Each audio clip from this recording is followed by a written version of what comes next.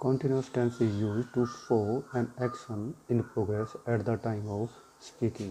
Continuous tense का इस्तेमाल हम किसी भी कार्य को जारी रहने को दिखाने के लिए करते हैं। यदि कार्य जारी है at the time of speaking, जब हम बात कर रहे हैं तब हम कॉन्टीन्यूस टेंस का इस्तेमाल करते हैं। किसी भी जारी कार्य को कंटिन्यू दिखाने के लिए, जारी दिखाने के लिए हम कॉन्टीन्यूस टेंस का इस्तेमाल करते हैं। कॉन्टीन्यूस टेंस में हम वर्ब बी का इस्तेमाल करते हैं और बी की जो प्रेजेंट फॉर्म होती है वो इज, एम, आर होती है और इसकी जो पास्ट फॉर्म होती है वो वोज या वर होती है।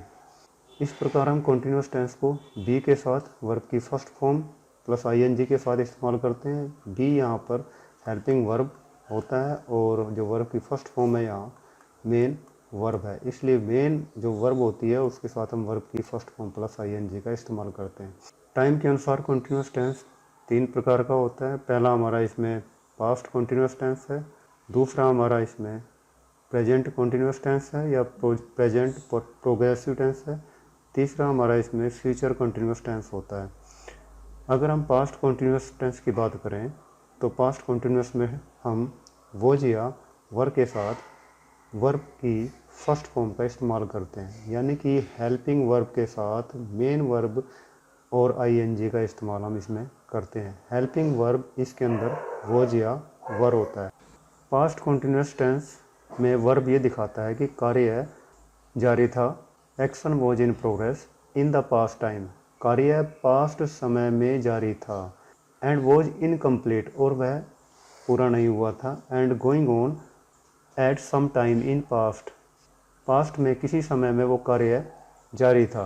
यानी कि पास्ट कॉन्टीन्यूस टेंस के अंदर हम ऐसे एक्शन की बात करते हैं जो पास्ट के अंदर जारी था और कंप्लीट नहीं हुआ था। First example is dogs were barking all night yesterday, it was raining on Sunday, I was watching news at that time, the light went out while I was typing, and when I met him he was wearing a blue shirt, I was singing while she was dancing. Here time is implied. All these examples show that action was in progress in past time. Here the dogs were barking all night.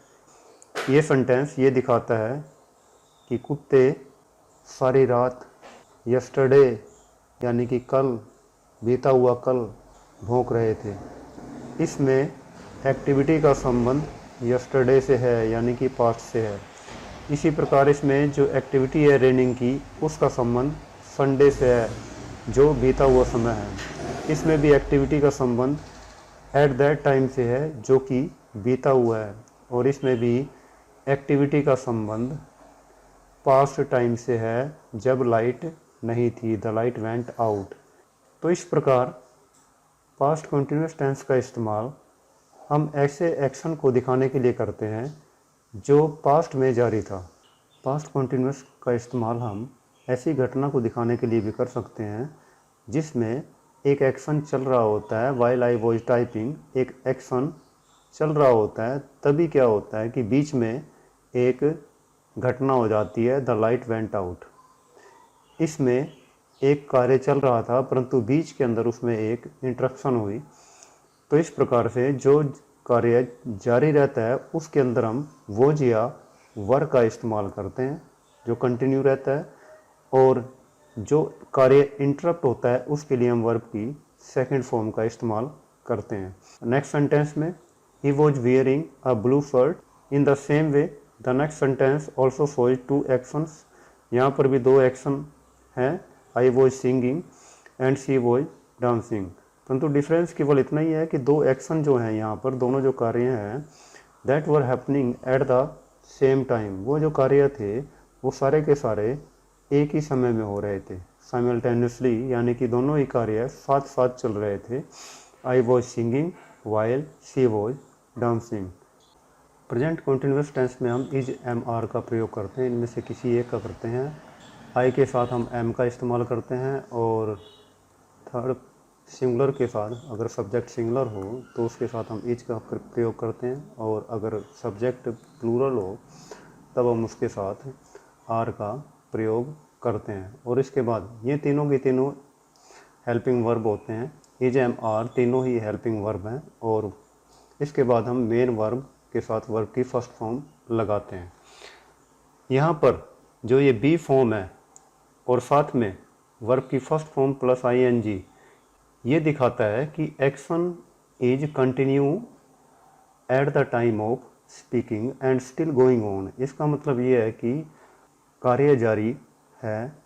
Present continuous tense ये दिखाता है कि कार्य जारी है, वो अभी complete नहीं हुआ है और इस वक्त भी वो चल रहा है, यानी कि प्रेजेंट टाइम में भी वो चल रहा होता है।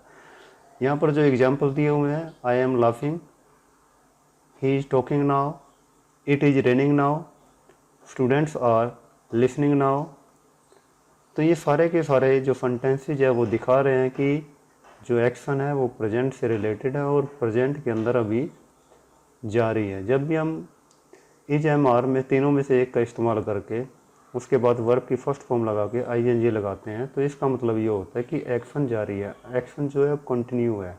और यहाँ पर नाउ जो लगा हुआ है, इससे हमें ये पता लगता है कि जो एक्शन है वो प्रेजेंट का है। इस प्रकार प्रेजेंट कॉन्टिन्यूस टेंस या पास्ट कॉन्टिन्यूस टेंस या फ्यूचर कॉन्टिन्यूस टेंस, इन सभी में कोई ना कोई शब्द ऐसा होता है जिससे हमें पता लगता है कि जो घटना है वो या तो पास्ट की है या प्रेजेंट की है या फ्यूचर की है। और कंटिन्यूटी दिखाने के लिए हम उसमें वर्ब की फर्स्ट फॉर्म के साथ ing लगाते हैं, या वर्ब की सेकंड फॉर्म के साथ ing लगाते हैं, या सेल या will plus be plus verb की फर्स्ट फॉर्म के साथ हम ing लगाते हैं। तो यहाँ पर जो आगे एग्जाम्पल दिए हुए हैं, I am studying English this year, I am going to school by bike these days, I am going to school by bike these days, I am going to purchase a mobile today, he is always sleeping on his bed। ये सारी की सारी चीज़ें दिखाती हैं कि जो हमारे जो एक्शन है वो टेम्परेरी नेचर के हैं, यानी कि जो भी हमारे एक्शन हैं वो हर वक्त जारी नहीं रहेंगे, बल्कि कुछ समय ही चलेंगे। वो इनकी बिगिनिंग और एंडिंग होनी ही है। तो इस प्रकार से कोई ऐसा कार्य है, कोई ऐसा एक्शन जिसमें बिगिनिंग और एंडिंग होती है परंतु उस वक्त वो जारी है, उसके लिए हम कॉन्टिन्यूस टेंस का इस्तेमाल करते हैं। यहाँ पर हम देख सकते हैं कि कॉन्टिन्यूस टेंस का इस्तेमाल हम हैबिट के लिए भी कर सकते हैं। कोई ऐसा एक्शन जो बार बार रिपीट होता है, जैसे कि इसमें I am studying English this year, यानी कि स्टडिंग का जो कार्य है वो पूरे साल तक चलेगा, परंतु ये एक टेम्परेरी एक्शन है जो साल बाद शायद ख़त्म हो जाएगा। इसी प्रकार इसमें I am going to school by bike these days, इसका मतलब ये है कि अभी ये सिचुएशन टेम्परेरी है। दीज डेज की बात हम कर रहे हैं कि इन दिनों मैं स्कूल जो है बाइक पे जा रहा हूँ, परंतु इन द कमिंग डेज हो सकता है कि मैं बाइक का इस्तेमाल ना करूँ। प्रेजेंट कॉन्टिन्यूस का इस्तेमाल हम प्लानिंग के लिए भी कर सकते हैं, जैसे कि इस एग्जाम्पल में दिया हुआ है I am going to purchase a mobile today, यानी कि मेरी जो प्लानिंग है वो क्या है कि आज मैं मोबाइल ख़रीदूँगा। इसके बाद जो अगला सेंटेंस है ये हैबिट के लिए भी इस्तेमाल होता है। जैसे कि मैंने आपको बताया कि रिपीटेड कोई भी एक्टिविटी है अगर वो बार बार रिपीट कर रहे हो तो वो आपकी हैबिट होती है। और he is always sleeping on his bed, ये दिखाता है कि वो हर वक्त सोता ही रहता है, ठीक है। और ये जो हैबिट होती है वो इरिटेटिंग हैबिट होती है, इसमें हम बार बार उसको कहते हैं कि ऐसा नहीं करना है, परंतु वो वही कंटिन्यू करके जारी रखता है। ऑलवेज वर्ड ऐसा दिखाता है जो उसकी हैबिट के बारे में दिखाता है कि इस चीज़ को वो बार बार रिपीट करता है। तो इस प्रकार प्रेजेंट कॉन्टिन्यूस टेंस का इस्तेमाल हम ऐसे एक्शंस के लिए करते हैं that is going on at the time of speaking first. Second, हम प्रेजेंट कॉन्टिन्यूस टेंस का इस्तेमाल किसी भी टेम्परेरी एक्शन को दिखाने के लिए कर सकते हैं जो टेम्परेरी नेचर का हो, या हम प्रेजेंट कॉन्टिन्यूस टेंस का इस्तेमाल किसी भी प्लान एक्शन के लिए कर सकते हैं कि हमने कोई प्लानिंग कर रखी है नियर फ्यूचर के लिए। और प्रेजेंट कॉन्टिन्यूस टेंस हैबिट को भी दिखाता है, और इसमें जो हैबिट होती है वो थोड़ी इरिटेटिंग होती है। तो नेक्स्ट जो टेंस आता है वो फ्यूचर कॉन्टिन्यूस टेंस है।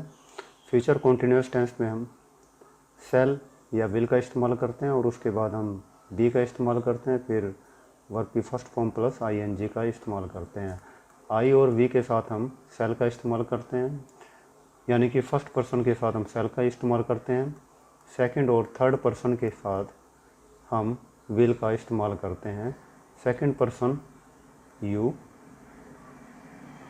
योर, योर्स, और जो थर्ड पर्सन जो है इसमें ही, शी, इट और दे हैं।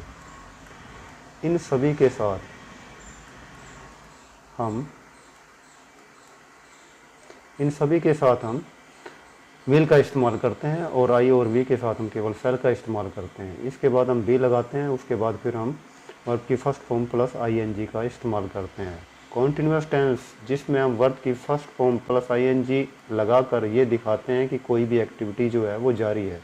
यहाँ पर शैल और विल में से एक हमें चुनना है, और उसके बाद हमें बी वर्ब लगाना है इसमें, और मेन वर्ब जो है वो ing के साथ आता है। तो ये जो फ्रेज है, ये वर्बल फ्रेज, ये हमें दिखाता है कि जो एक्शन है वो जारी है, गोइंग ऑन है, at some time in future, यानी कि फ्यूचर के अंदर किसी समय वो एक्शन जारी रहेगा।